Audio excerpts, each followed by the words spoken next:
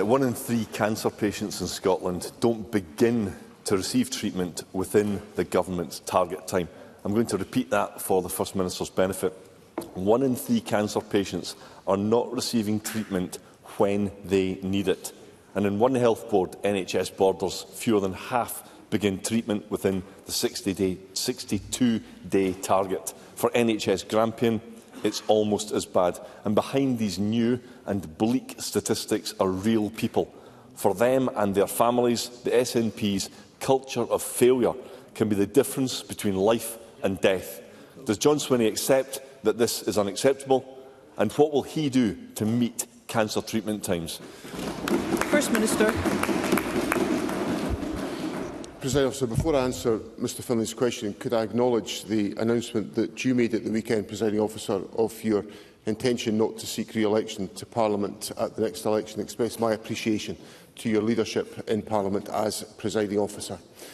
In relation to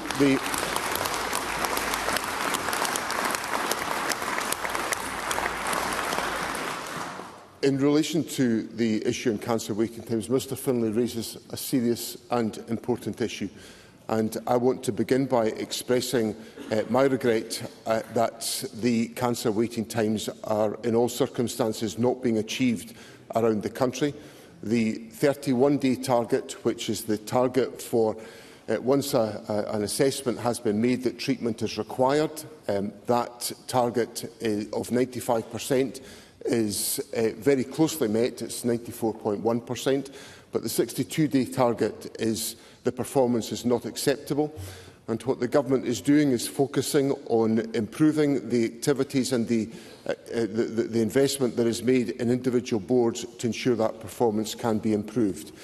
We are able to demonstrate, as the data does show, that in parts of the country the target is being met. It's been met in Lanarkshire, and the model of care in Lanarkshire of achieving both the 62-day and the 31-day target is meeting the standard. And what we are ensuring is that the learning from NHS Lanarkshire is being applied in other boards around the country to ensure that the performance is achieved. That is the approach the government is taking to ensure that the needs of patients are met and that we can move at the earliest possible opportunity to address any concerns about cancer within the population. Russell Findlay. I also echo the First Minister's sentiments and thank you for your service. He seems content that 1 in 14 health boards this target has been met. It's simply not good enough. The SNP government's flagship NHS recovery plan of 2021 is failing patients just as we warned that it would. Promises to reduce cancer treatment times keep being broken. Yet John Swinney will never criticise Humza Yousaf and Nicola Sturgeon's plan. At least his Public Health Minister has come clean about the price of SNP failure. Asked if lives are being lost because of late cancer diagnosis, she said, yes, they may well be.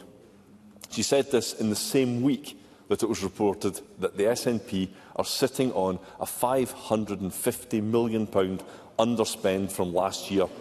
That's more than £500 million unspent.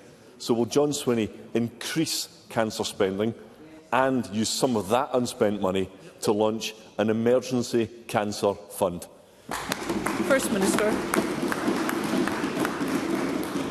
President Officer, within the statistics, I think 2 important observations have to be made in addition to what I've already said to Mr Findlay.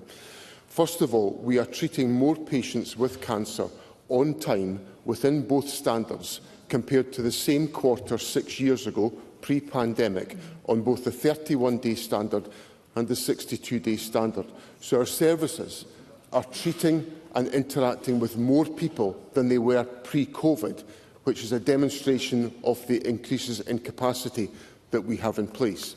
The second point to make is that in relation to the 31-day target, the median wait, that is the point at which, the midpoint in which more people are being treated, or the point at which people have been treated, is 3 days. 3 days. And last year, that point was 4 days. So we are finding improvements in the time in which treatment is being delivered.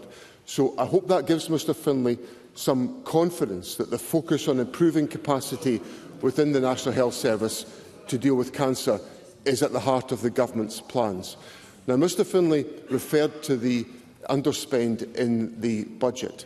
Now, the underspend, of course, is applied to the financial provisions of this financial year. So I want to reassure members of the public that all of the underspend from the previous financial year will be able to be deployed in supporting public services, which of course assists us in supporting the budget that we have in place, which has already increased funding for cancer services in Scotland as part of the National Health Service budget, which of course is the highest budget that has ever been deployed for the National Health Service in the history of the NHS. And the Government attached the priority to this important investment in putting forward the budget that has seen a record financial settlement in place for the National Health Service. Russell Findlay. John Swinney seems to be patting himself on the back, which will be absolutely no consolation to all those people waiting for treatment. Because since John Swinney became First Minister, over 3,000 cancer patients are waiting longer for treatment than his government promised. Every passing day puts more lives at risk, but this government is complacent. There's no sense of urgency. The Health Secretary, who's not here today, wasn't even in Scotland to respond to these latest shocking figures. He was on a second trip to Japan, and I've no idea why he's not here today. It's absolutely ridiculous. The SNP press release said that his Japan visit was to talk up Scotland's health technology sector, and I'm all for promoting Scottish technical innovation.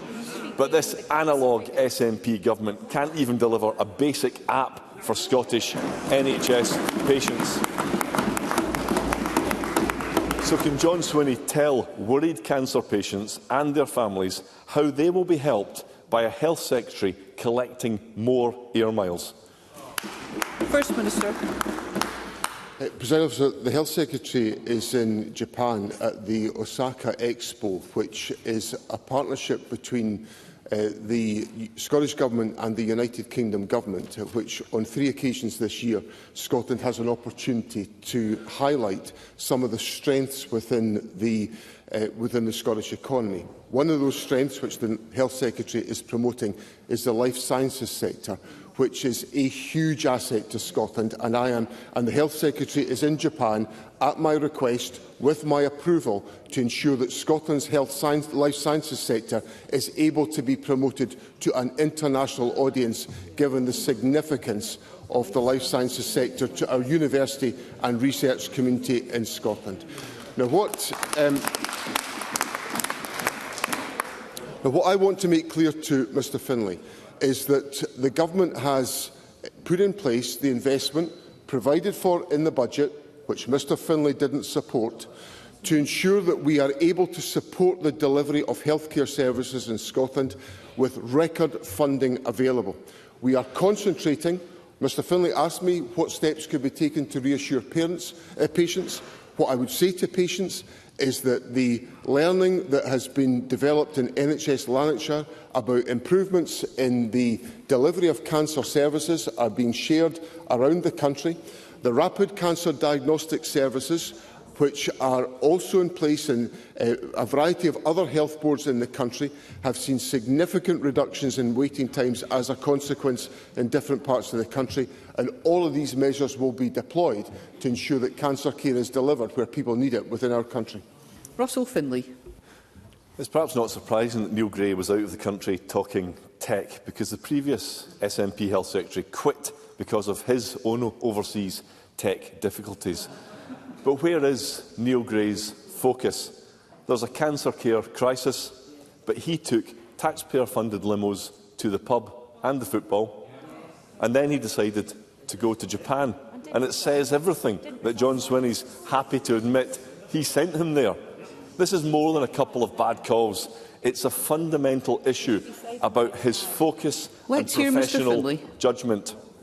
If Neil Gray really thinks his time is better spent in Japan than in Scotland during an NHS crisis, then he shouldn't be Health Secretary. What has the Health Secretary done to give John Swinney any confidence that he can bring down cancer waiting times?